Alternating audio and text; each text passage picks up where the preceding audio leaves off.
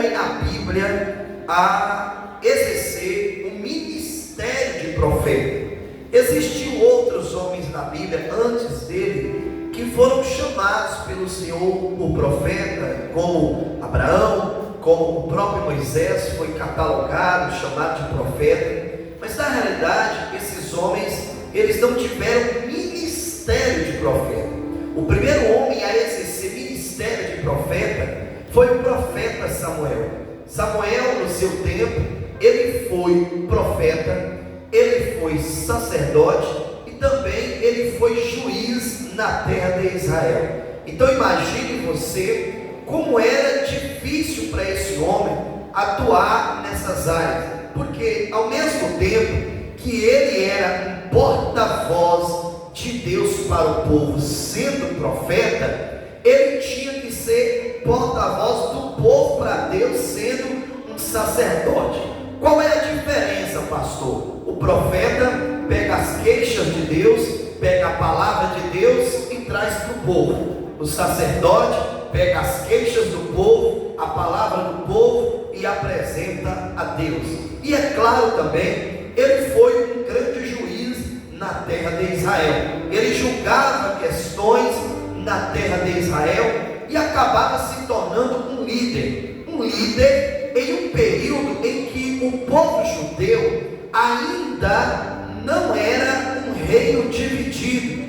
Israel era um reino unificado aqui, olha para mim. Então não existia rei em Israel ainda. Então esse homem de Deus, ele era um referencial para o povo naquela época. O Samuel, ele foi esta coluna forte que Deus colocou em Israel para orientar, para guiar, para instruir o povo judeu nos caminhos do Senhor e como eles deveriam conduzir as suas vidas dentro dos parâmetros e dos oráculos divinos que havia sido deixado por Moisés, servo do Senhor naquela época. O povo judeu não é novidade para ninguém, eles já tinham muitos inimigos. Bem na verdade, o povo de Deus, tanto o povo do Antigo Testamento como o povo do Novo Testamento, a saber nós inclusive, sempre tiveram inimigos. Se você buscar na Bíblia Sagrada, dentro de uma visão panorâmica e superficial, alguns inimigos nem têm explicação o porquê de tanto ódio, o porquê de tanta perseguição, o porquê de tanta fúria contra os filhos de Deus. Mas quem é espiritual sabe que sempre por trás dos inimigos do povo de Deus, sempre por trás dos inimigos da igreja, sempre por trás dos inimigos do crente, está escondido Satanás, o diabo. Sim, ele é o algoz e hostil declarado contra a igreja. E no Antigo Testamento, o diabo sempre tentou contra o povo judeu, porque este povo era um povo especial. Bem na verdade, eles ainda são especiais, e haverá um tempo pós o arrebatamento da igreja em que o Senhor ainda há de tratar com este povo, e promessas ainda se cumprirão por amor a eles, por amor a Davi, por amor a Abraão, servo do Senhor. E se nós lermos a Bíblia, no capítulo de número 7, nós vamos ver aqui um dos inimigos que tanto perseguiu o povo judeu, que era o povo filisteus.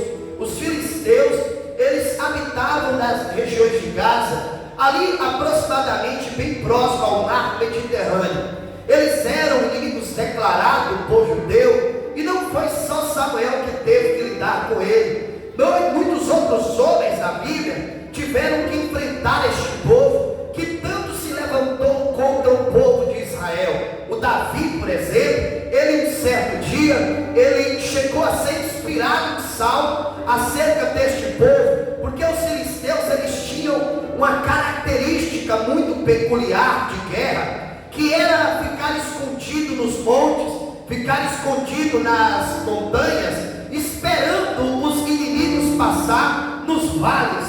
Então eles se levantaram sobre os montes e atacaram o inimigo pegando de surpresa. Foi num momento como esse que Davi, certo dia, foi inspirado em um salmo, e ele disse: eleva os meus olhos para os montes, de onde me virá o socorro? Ele pergunta, e ele lembra disso: o meu socorro vem do Senhor, que fez o céu e que também fez a terra. Davi, Samuel, dentre tantos outros, sabia que esses inimigos eram fortes e poderosos, mas muito mais poderosos e maior é aquele que está conosco do que aqueles que estão com eles. Alguém acredita nessa verdade? Glorifica o nome do Senhor. A Bíblia diz então, partindo-se do versículo de número 7, que os filisteus, eles intentam contra os filhos de Israel. Versículo 7, ouvindo pois os filisteus que os filhos de Israel estavam congregados em Mispa, subiram os maiorais dos filisteus contra Israel. O que ouvindo os filhos de Israel, temeram por causa dos filisteus. Então logo nós entendemos aqui, observando o texto bíblico, que os filisteus não eram um povinho qualquer, não era um inimigo qualquer, era um inimigo que fazia tremer o povo de Israel. O povo de Israel sabia que eles eram habilitados na arte da guerra, que eles tinham armas poderosas, que eles tinham as melhores armas. Há quem diga inclusive que os filisteus, eles foram um dos que primeiro deram início à produção do metal, da arma de ferro. Então isso trazia medo.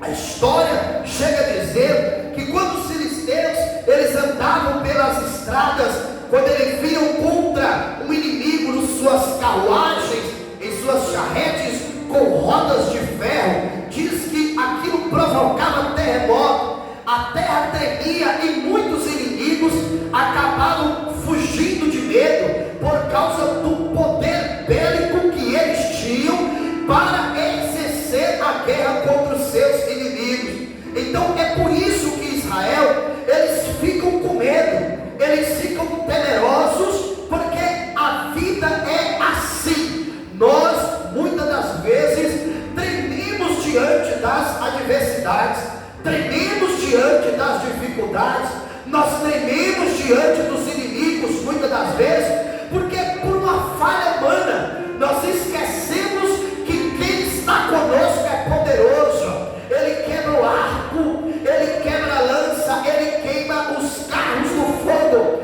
Ele mesmo é quem diz: aquietai-vos e sabei que eu sou Deus, e eu serei exaltado entre as nações e serei exaltado sobre a terra. Eu sei que alguém que chegou aqui esta noite, talvez o seu inimigo seja uma enfermidade, talvez o seu inimigo seja uma batalha espiritual, talvez o seu inimigo seja um fofoqueiro que está se levantando contra você, pode ser uma Jezabel que está se levantando contra o seu casamento, e você treme diante da adversidade. Pois bem, Deus é o nosso refúgio, é a nossa fortaleza, o socorro bem presente na hora da angústia.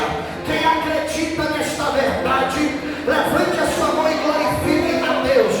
A Bíblia diz então que quando os filisteus vêm contra o povo de Israel, o povo judeu então vai até Samuel, porque Samuel é intercessor. Samuel é aquele que é uma referência de relacionamento com Deus. Samuel é uma referência de alguém que tem comunhão com Deus. Como é bom quando nós temos alguém como referência, alguém que seja referência na palavra, alguém que seja referência no relacionamento com Deus, alguém que seja referência de oração. Aleluia! A minha geração é uma geração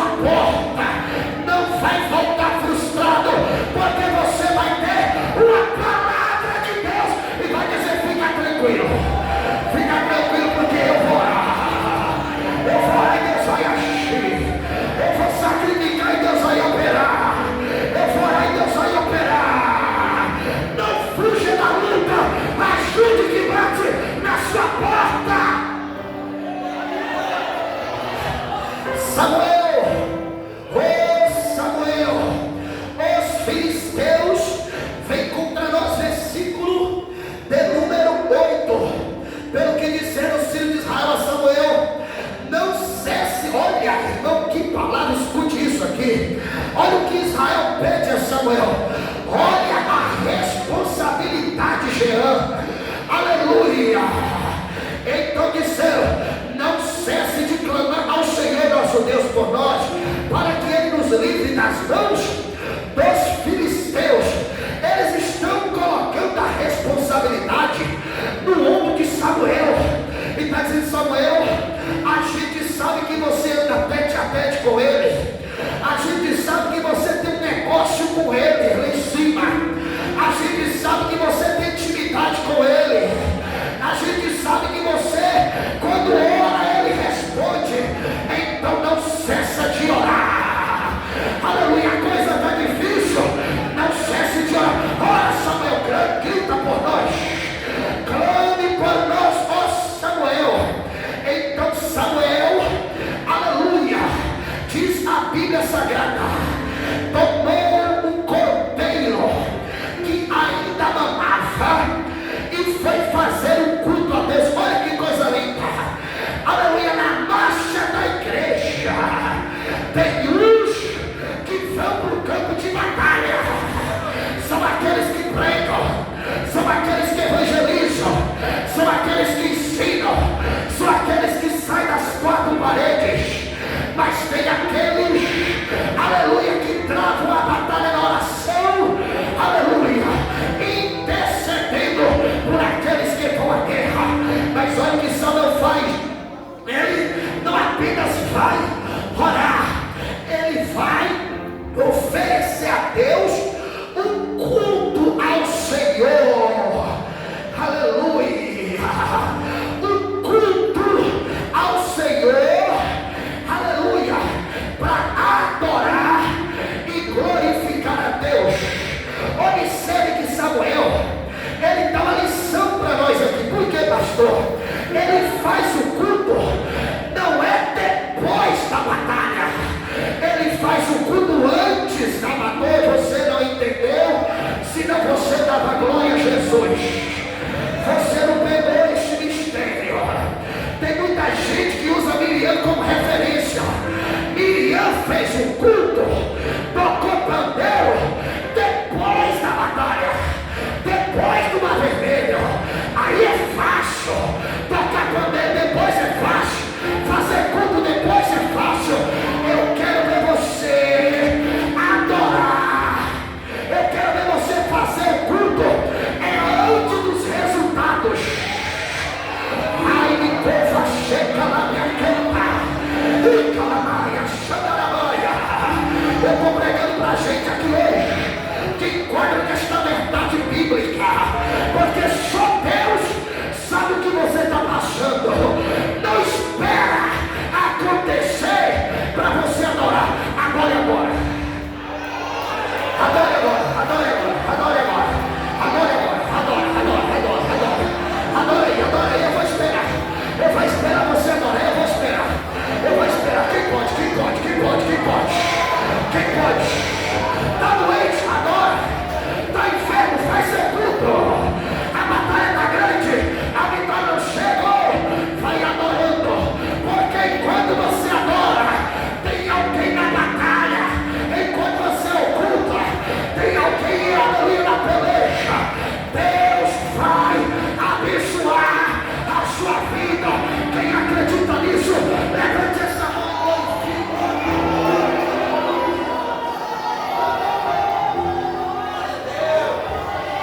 Pergunta para quem está ao seu lado: você vai cultuar agora ou vai ficar esperando acontecer? Ai, cantarai a choqueira. Adorar depois da luta não é fé. Porque quem adora depois da luta está adorando naquilo que viu.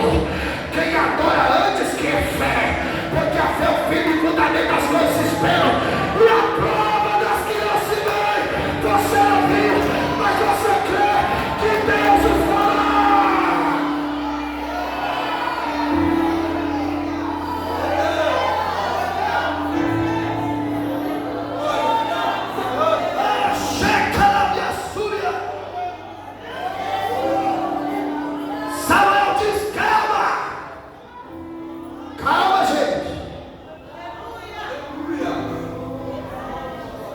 Tinha gente arrancando os cabelos. Tinha gente com as pernas tremendo, gritando: "Eu vou morrer". Ele disse: "Calma, porque enquanto tiver adorador e enquanto eu souber fazer culto, a gente não perde uma guerra."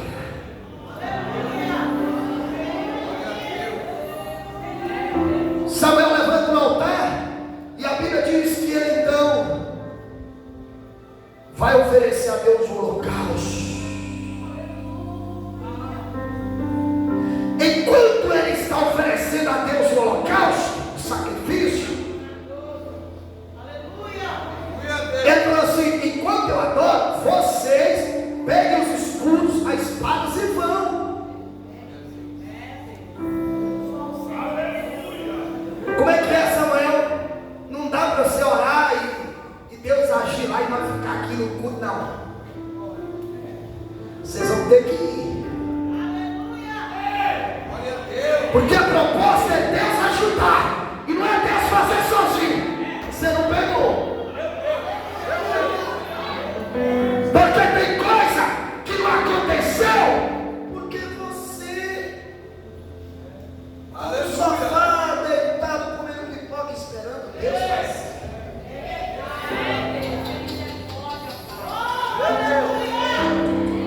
Se você cruzar os braços, Deus também vai cruzar os dedos. Mas se você pegar a espada, se você pegar as armas que Deus te deu, mesmo você se sentindo fraco, você ir, Deus diz: "Eu estou te..."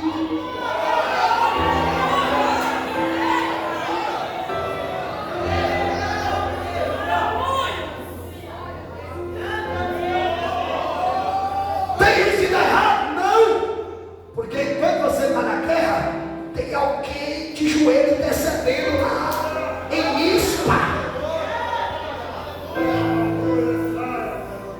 Não seja arrogante e prepotente quando Deus te honrar, porque o mérito não é seu, o mérito é dele e de alguém que está nos bastidores clamando, dizendo: "Senhor, vai lá, vai lá, vai lá, vai lá, Senhor, vai lá, ajuda, vai lá, Senhor, faz alguma coisa, Deus. Oh Deus, olha, eu estou aqui orando e a irmã está pelejando. Eu estou aqui orando e tem alguém, aleluia, que está chorando. Eu estou aqui pelejando. Vai lá, Senhor."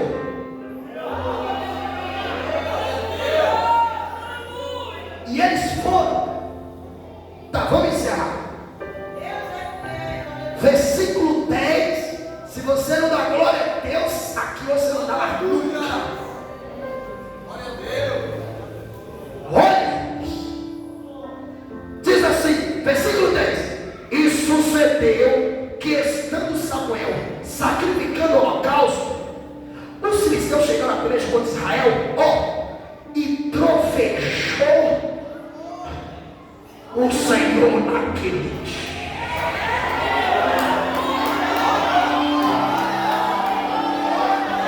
Você entendeu, não? É justamente enquanto Samuel está sacrificando, adorando, fazendo culto, enquanto ele está cultuando, Deus estava indo lá para agir. Você entendeu, não? Adora aí, que enquanto você adora aqui, Deus está descendo lá na tua casa, no teu trabalho, naquela casa da justiça. Recebe essa palavra hoje. Levanta a mão, porque Deus está dizendo ao meu coração: "Diga a minha igreja que ora, que eu estou indo lá agora. Quem crê a voz, vai a canta, a babaia, xuricanteira, a labaxande, baia, e calabia, xande, bocoma, vassoura e canta." Levanta a mão, recebe.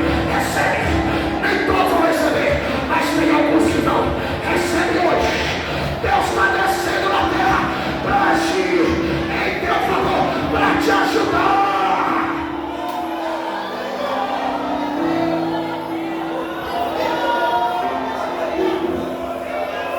Que coisa linda!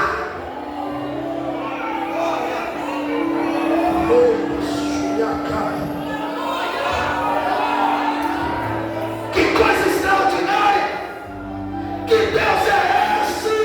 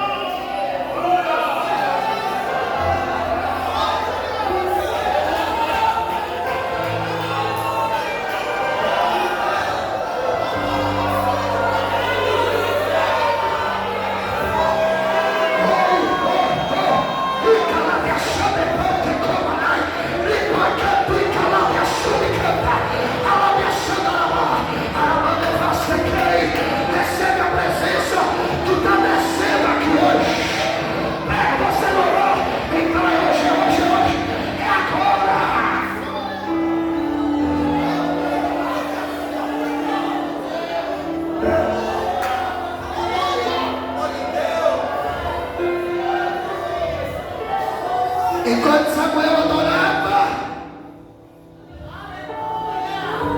Deus estava agindo. Olha para mim. Quando os filisteus chegaram diante de Israel, os judeus com a espada aqui, o escudo e o coração tuque.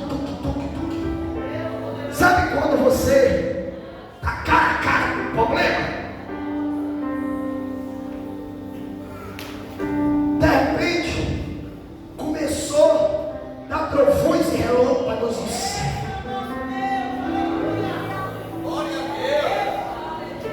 E o que eu acho extraordinário que ele diz: e trovejou o Senhor naquele dia com grande trovoada sobre os filisteus. Mas não eram só os filisteus que estavam na trincheira, o povo de Deus também estava. Mas Deus sabe quem é dele e quem não é.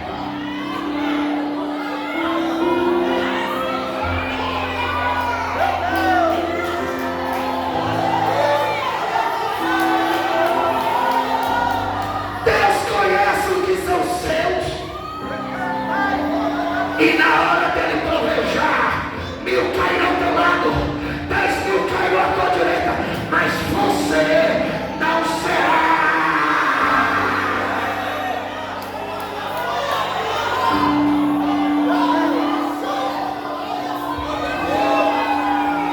E sabe o que aconteceu? Quando Deus trovejou, na Bíblia, a Almeida Revista Corrigida está dizendo assim: o Senhor aterrou de tal modo que foram derrotados diante do povo de Israel. A palavra aterrou aqui significa confundir, colocar em pânico. Os pipocos que estavam no céu, enquanto Israel dava trovejada, o povo dizia: é Deus, o povo está, oh glória, trovejada, é Jeová. Os filisteus ficavam.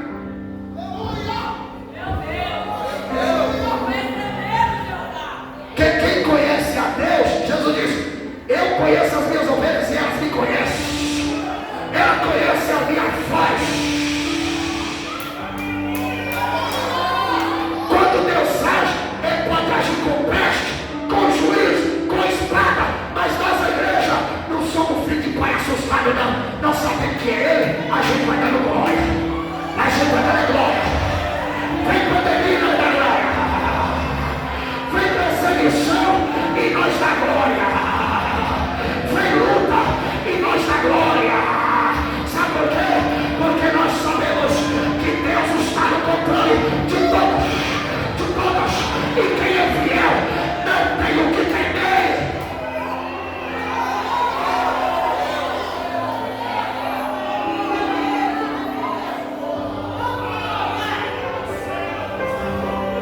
Eles ficaram tão confundidos,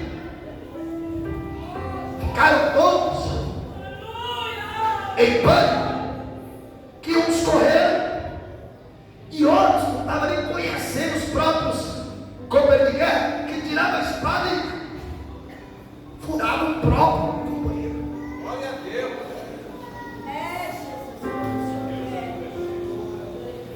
Confundido vai ficar quem anda falando de ti por aí. Confundido vai ficar quem anda falando que a igreja vai fechar. Confundido vai ficar quem diz que a igreja está esfriando. Confundido vai ficar quem anda fazendo reuniões secretas.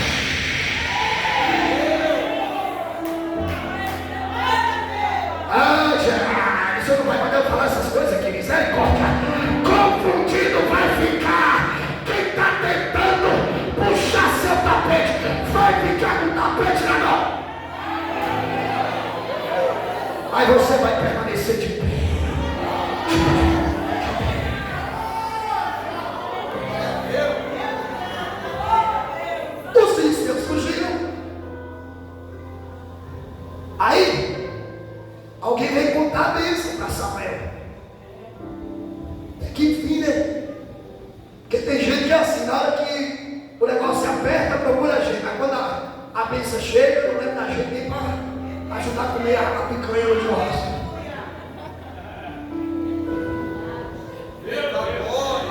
Você conhece alguém assim? Hã? Você quer ver quando é o pastor? Pastor só lembrado quando tem pepino, quando tem problema.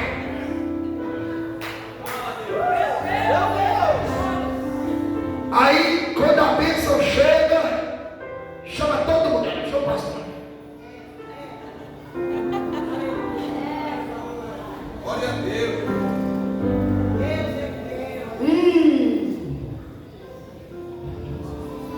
Só procura a gente quando a coisa aperta, mas quando a vitória chega, ó. E minha amiga me deu uma hora comigo para comprar um carro, eu estava lá, comprou um carro, hoje passa por tua pé, nem cozinhar, não cozinha.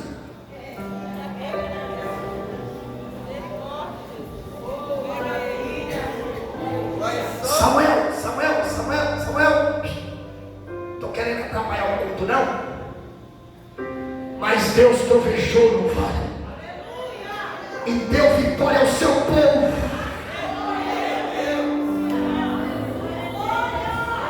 Samuel não está na Bíblia, eu estou dizendo. Samuel fala assim: já, Senhor, já. Aleluia.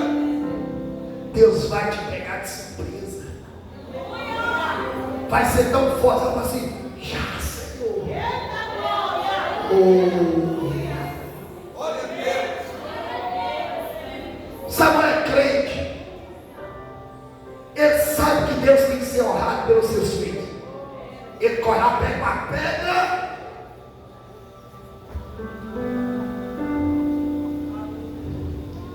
Derrama óleo sobre a pedra. Por que uma pedra? Não é só Samuel fez. Jacó fez isso. Quando o povo chegou em Gilgal, ele disse: ó, pega umas pedras no fundo do Jordão, amontoa todos, coloca lá. Por que eles tinham esse ato de pegar pedra? O que uma pedra tem a ver com isso? É porque a pedra servia de memorial. O que é o memorial? O nome já diz, aquilo que traz a memória. Quando Samuel coloca a pedra, a ideia é que toda vez que alguém passasse por ali e visse aquela pedra, ia ter que parar e fazer assim. Glória a Deus.